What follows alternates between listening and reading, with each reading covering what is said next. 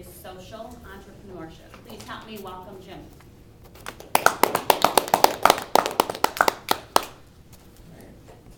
Thank you.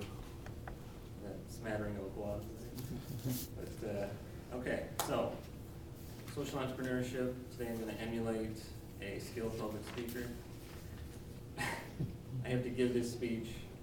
There's a new program at MEDC, so I'm going to practice this for the next couple of weeks, so bear with me here. And I have to give it in front of my coworkers who are somewhat skeptical at times of probably this program. So try to act angry or grouchy to help me prepare. I like to begin my speeches with a quote from one of my heroes, Teddy Roosevelt. And my Teddy Roosevelt quote is, "We must see that each is given a square deal because he is entitled to no more and should receive no less. The welfare of each of us is dependent fundamentally upon the welfare of all of us." And that's, of course, Teddy Roosevelt. So I work in the area of workforce development, and a lot of the focus of workforce development is on kind of recruiting, is focused on kind of high-tech, highly skilled people, and also people who are recently unemployed. That's where a lot of the funds and focus is. But people who get lost, they don't get lost in the shuffle necessarily, but they probably more focus and effort needs to be put on low-income people who, what we call structurally unemployed. So they're people who suffer from generational poverty, where oftentimes they're not raised by their parents, they're raised by family members, and they don't have an education, they don't graduate from high school in many cases, and they lack kind of the basic skills that they need to kind of obtain and retain employment. So how do we help those who are suffering the most, yet those people have the least resources, least private resources available to them? That's one of the key questions. And then how do we, as a public agency, help them when our funds are being cut so dramatically, especially at the federal level? So we're hoping this new effort, it's called Community Ventures, will provide real jobs and public assistance to this targeted population.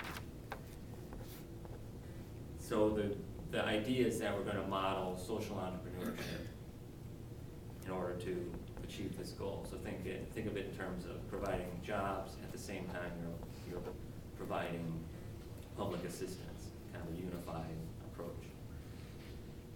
So just for a little background, the economic recession has hit the people lowest on the economic rung the hardest.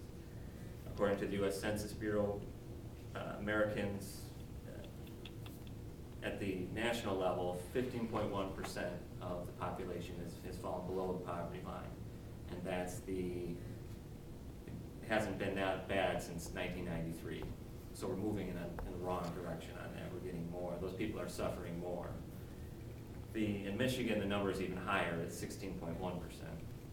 So Michigan is worse than the national average. Poor people are worse off in Michigan than nationwide. And also census data shows that from 2000 to 2009, median household income in Michigan dropped faster and farther than in most other states. So poverty's on the rise, yet we have to do more with less resources. So we have to be, of course, innovative and try to think outside the box. And just to drive the point home, there are two programs that we deal with in workforce development. One of them is called the Workforce Investment Act, and then the other one is called the JET program. And those are two programs that are part of the workforce system, two major programs. And if you look at the figures, the pure the amount of funds that flow down to us, in 2008, we received $112 million in JET funding. And today, we receive $79 million. And then with the Workforce Investment Act in 2008, we received $242 million, and today we receive $130 million. So that just gives you kind of some indication of how much our funds are being cut and how we have to think more innovatively to deal with that, to make up for that shortage. So keep that in mind. We're trying to think outside the box, trying to be innovative, and what we're trying to do is address these, come up with an innovative way to address what these barriers to employment. And we call that public assistance. Public assistance is designed to address kind of those barriers to employment. So one of the traditional public assistance programs deal with, sometimes provide short-term solutions when it should be you need like a longer-term approach. So for example, the JET program has work requirements, and in order to get federal money, and in order to qualify for that program, you have to meet these work requirements. But the problem is, education doesn't qualify as a work requirement. So there's a disincentive to get the training and education you need to kind of get that long-term sustainable job. So people are kind of thrown into the workforce so there's a disincentive to kind of invest in education for the person to take their time away from that work requirement. Because if they don't meet it, then they can be cut off of federal funds. So that's a programmatic problem. So how do you obtain and sustain employment without an education or basic skills? Obviously, you need that education, basic skills to sustain employment. And then some of the barriers to employment include the following. So you've got illiteracy, childcare, access to childcare, making childcare affordable to people, lack of high school education, lack of skills that are in demand by employers, lack of soft skills like showing up to work on time and being able to work in a team environment, things like just basic things that kind of we take for granted. Some people grow up in an environment where timeliness and working well with others they just don't ever learn that. There are transportation issues that need to be addressed. For example, some people they'll get hit on their driver's license and they'll have thousands and thousands of dollars worth of fines to their driver's license, so then they can't drive to work. So either doing something about helping them pay for those fines, or giving them a bus pass so that they can get to their place of employment. And then people who don't work, they don't have a job history, so then they can't, it's harder and harder for them to enter the job market. If they have years and years of not working, then that makes it very difficult. Or if they've never worked and never graduated from high school, it makes it difficult. So we need to figure out how to provide real jobs, yet address these traditional barriers to employment at the same time. So the model that we're looking at is to provide public assistance at a work site, at one centralized location.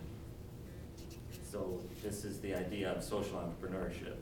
We're kind of taking the best of private entrepreneurial ideas, and you are applying them to solve a social or public problem. And you're also taking public and private resources and kind of partnering them together in an effort.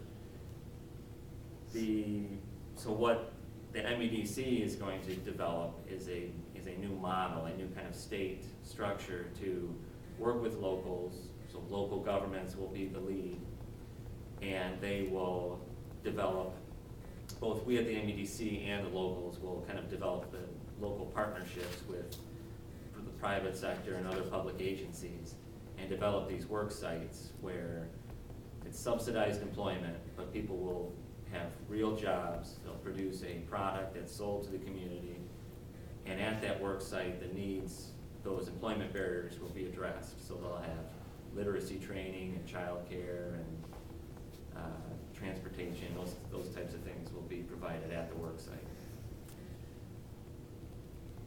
So ultimately, this initiative will provide real jobs and assistance for hard-to-serve populations and low-income neighborhoods.